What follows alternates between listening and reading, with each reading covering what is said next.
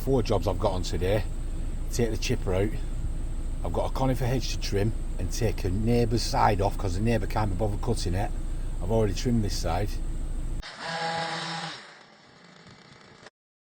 I've got to go and chip a pile that I've left in a garden for about 3 months. Chop time. Then I'll go around back of that house, reduce just some random willow hedge. It grows about 3 or 4 metres in a year high, and then about 2 metres off the front,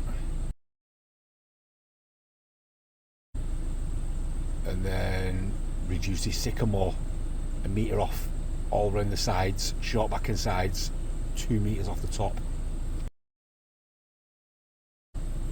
Yeah.